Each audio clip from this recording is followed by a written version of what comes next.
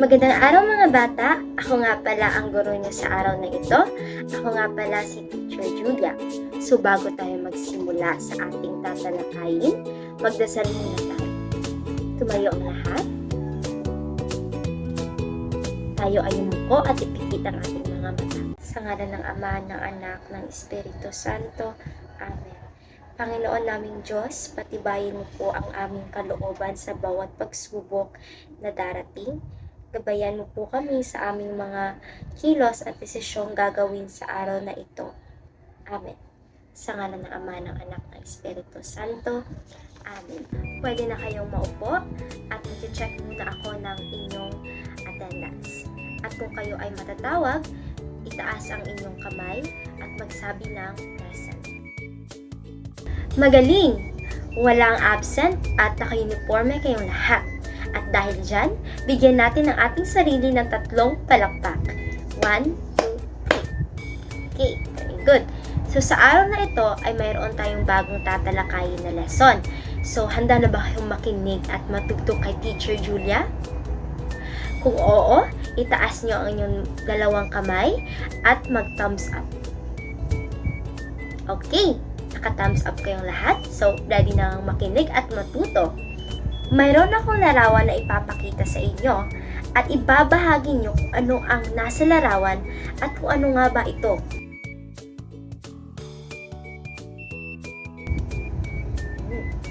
Narinig na ba ang salitang tauhan at tagpuan?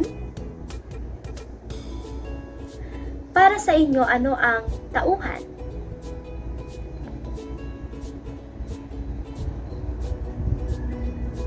Ano naman ang tagpuan? Okay, ang tatalakayin natin sa araw na ito ay ang tauhan at tagpuan ng isang maikling kwento. So, ang layunin natin sa araw na ito ay nakakakilala sa pangunahing tauhan at tagpuan ng kwento na ipapadarama ang damdamin at emosyon ng mga tauhan sa teksto sa pamamagitan ng pagsasalita ng ilang dialogo ng mga tauhan na ilalarawan ang tagpuan at tauhan sa nabasang teksto. Ngayon ay magbabahagi ako ng isang video clip ng isang maikling kwento.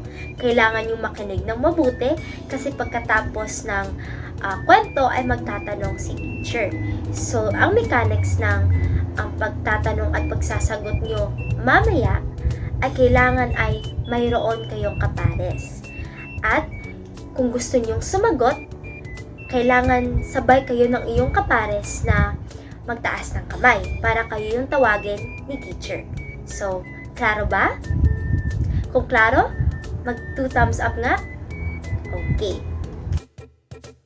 Ang kwento ang ating babasahin ay pinamagatang Alamat ng Bahaghari. Halina't simulan natin!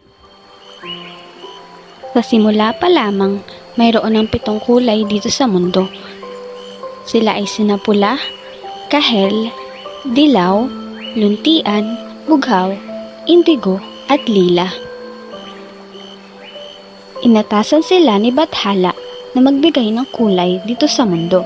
Ngunit sa hindi inaasahang pagkakataon, hindi sila magkasundo-sundo. Sinabi ni Bathala na magtulong-tulong at magbigayan sa lahat ng oras sa isa't isa, ngunit hindi nila ito ginagawa. Patuloy silang hindi nagkakasundo sa iba't ibang bagay. Palagi silang nagkakaroon ng kompetensya sa isa't isa, lalo na sa oras ng kanilang trabaho. Sabi ni Luntian, "Ang pinakamaraming nagawa dito, kaya nararapat lamang na ako ang mabigyan ni Bathala ng gantimpala." Ngunit sumagot si Bughaw, Anong sinasabi mo dyan na ikaw ang maraming nagawa? Hindi hamak na mas marami ang ambag ko kaysa iyo.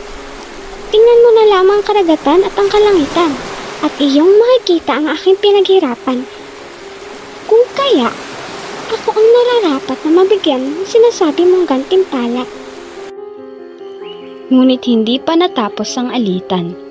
Bagkus ay lalo pa itong lumala dahil nakisali sa usapan ang iba pang mga kulay. Nagpapagalingan sila ng nagpapagalingan, pasikatan ng pasikatan at walang nagpapatalo. Gusto nilang lahat na mabigyan ng gantimpala, kaya lalong tumindi ang kanilang kompetensya. Nagkagulo sila dahil sa kanilang pagtatalo.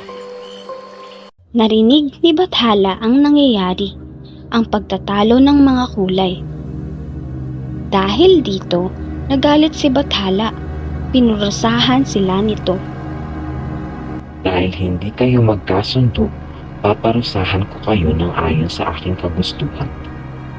Dahil palagi kayong magkakakompetensya, gusto kong malaman ninyo ang kahalagahan ng kooperasyon sa isa't isa. Ang kahalagahan ng bawat isa sa inyo. Mula ngayon hanggang sa habang buhay, gagawin ko kayong isa upang nang sa gayon ay maramdaman ninyo ang inyong kahalagahan at kagandahan ng bawat isa sa inyo.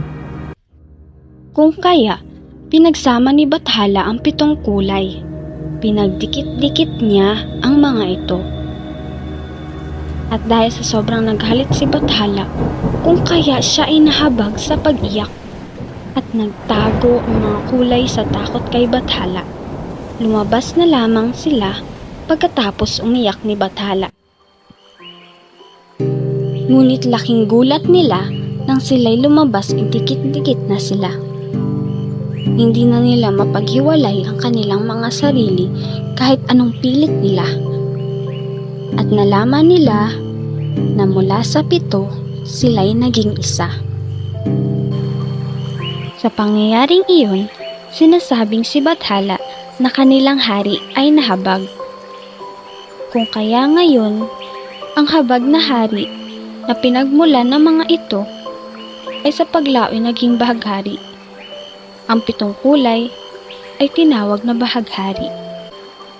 Mapupunan natin ngayon na ang bahaghari ay lumalabas na lamang pagkatapos ng ulan na nangangahulugang pag-iyak ni Bathala. At makikita natin dito ang 7 kulay na naging isa hanggang sa ngayon ay tinatawag nating bahaghari. Nakinig ba kayo na mabuti sa kwento? Kasi magtatanong na si teacher. So, ang mechanics ng aking pagtatanong ay kailangan sabay kayong magtaas ng kamay ng iyong kapares para kayo yung tatawagin. So, ang unang tanong ko ay sino-sino ang mga tauhan na nabanggit sa kwento? Okay, sabay silang nagtaas ng kamay ng kanyang kapares kaya sila ang aking tatawagin. Okay? Okay, tama.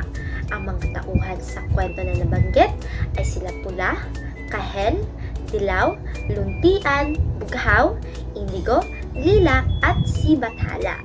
Dahil tama kayo, bigyan natin sila ng 3 palakpak. 1, 2. Mukhang nakinig nga kayo sa kwento. Kaya ang ikalawang katanungan na aking itatanong ay saan nangyari ang kwento? Okay, sabay silang nag-hands up, nagtaas ng kamay ng kanyang kapares, kaya sila ang aking tatanungin. Tama, nangyari ang kwento sa mundo. Kaya, dahil tama sila, bigyan natin sila ng 3 palakpak. 1, 2, 3. Okay. Ang huling katanungan na aking itatanong ay anong emosyon ang ipinakita ng mga tauhan sa kwento? Okay?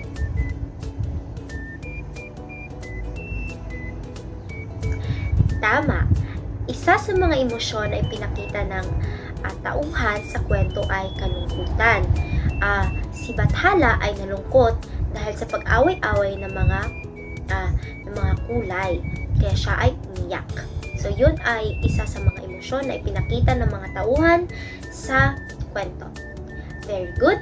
Tama. Dahil tama kayo, meron kayong 3 palakpak. 1, 2, 3. Okay, very good. Mukhang nakinig nga kayo at parang alam niyo na nga kung ano ang tauhan at tagpuan ng isang kwento. Wow! Mukhang nakinig nga kayo at naghanda kayo sa klase ito. Kaya naman, bigyan natin ng ating sarili ng maraming palakpak.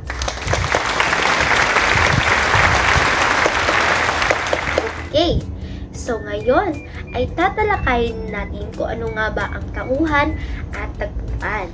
So, ang tauhan at tagpuan ay ilan sa mga elemento ng maikling kwento. So, narinig niyo na ba ang salitang maikling kwento? Alam niyo ba kung ano ito?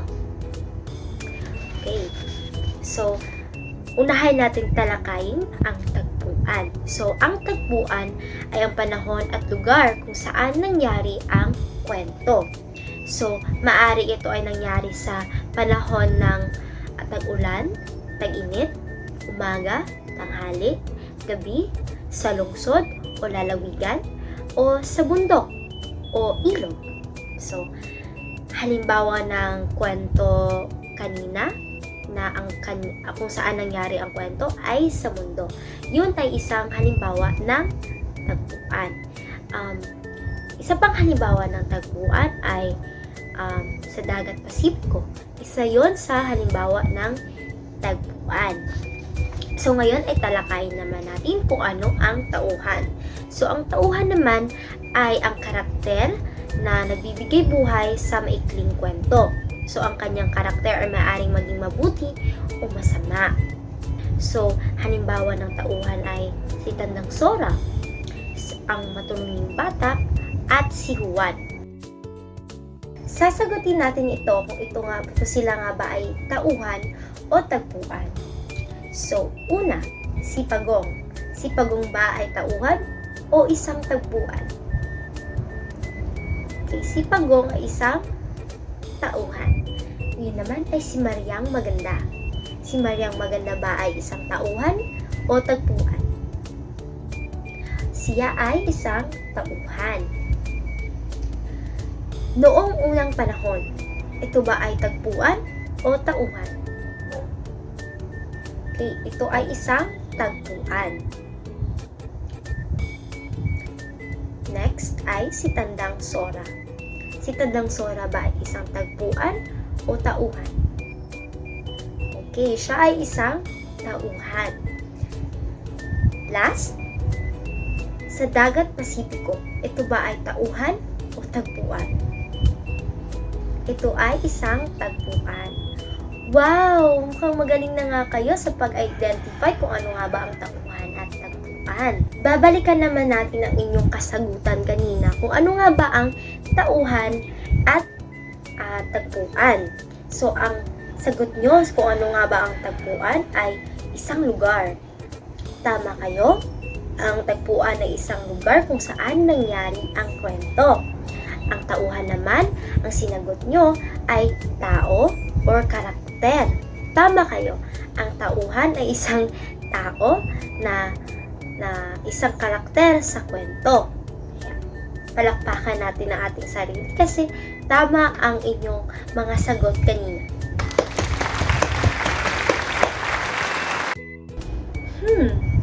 Saan nga ba nagmula ang bahaghari? So, ang bahaghari ay bumubuo kapag ang sinag ng araw ay dumadaan sa mga patak ng ulan. So, ang mga patak ng ulan ay parang prisms na nagbibigay kulay sa sinag ng araw. Ang mga kulay na iyon ay ang red, orange, yellow, green, blue, indigo, and violet. So, kapag may bahaghari, meaning may magkasabay na araw at ulan. Magkasabay silang nangyari. Maliban sa mga kulay na nasa bahaghari, ano pang ibang kulay ang inyong nalalaman? Okay, pink, sky blue, gold. Mukhang marami na nga kayong natutunan sa araw na ito. Kaya naman, magbibigay ako ng isang pagsusugid. Kumuha kayo ng isang pirasong papel at sagutan ang nasa pisara. So, I will bibigyan ko kayo ng 10 minutes para sagutan ang mga questions.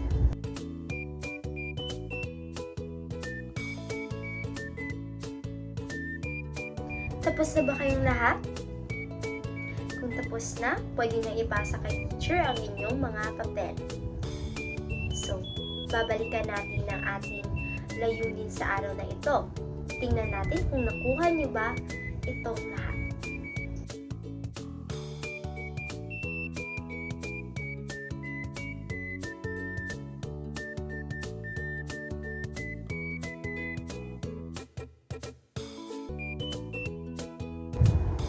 Bago natin makasan ang ating diskusyon sa araw na ito, meron pa ba kayong mga katanungan? Wala na ba? Okay, mukhang wala na. Kaya naman, yun lamang at sana ay may natutunan kayo sa araw na ito at nakinig kayo ng maayos kay teacher. Yun lamang, maraming salamat.